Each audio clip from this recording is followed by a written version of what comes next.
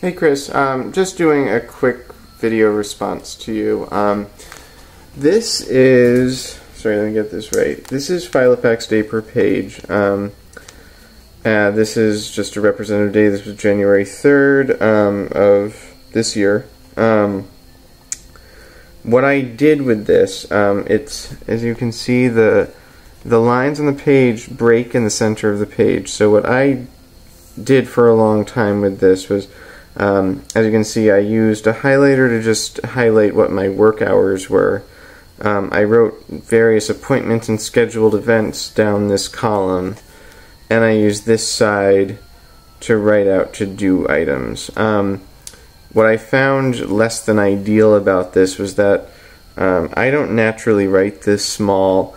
I can restrict the height of my letters, but I tend to spread them laterally, so I kept bouncing off like this, the edge of the page, which I didn't like very much. You have a little space down at the bottom that you can. I wrote very cold that day. Apparently it was very cold. It's got a good amount of writing space though. It's a nice tidy design. I like how clean it is. I agree with Rory, kind of the white space I find kind of appealing. I definitely don't like Franklin Covey pages with all that like darkness around the edge of the page. I think that's kind of a silly waste of paper. In terms, I don't have any sample of, I've never used Daytimer day per page, but I have used Daytimer day on 2 pages a lot this year. I've actually found this to be the best diary setup for me this year. But as you can see, like, this is a pretty representative day. At least 50% of this 2-page spread I'm not using. I do like that I have the freedom to write right across the page in all sections. So like, I can be pretty detailed on my appointments, I can be pretty detailed on my to-dos, and I can be pretty detailed on all the notes I take during the day.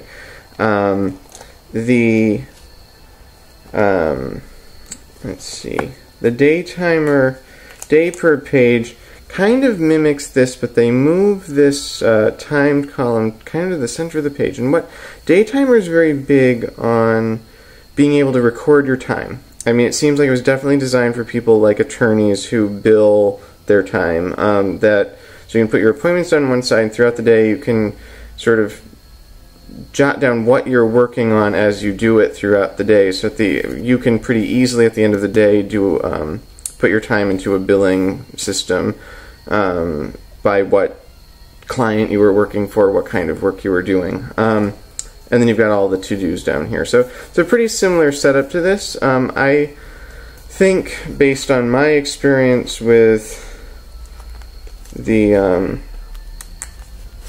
this Filofax day per page that's split like that, I wouldn't like that very much. Especially, I wouldn't like kind of having my day all squished up. Daytimer kind of pushes its timed entries up high.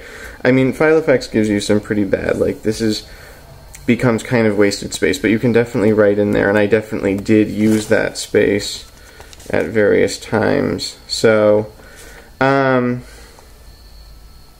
I guess hopefully that answers your question and maybe gives you some thoughts about this. But anyway, if you have any questions about this, just let me know. Hope this helps.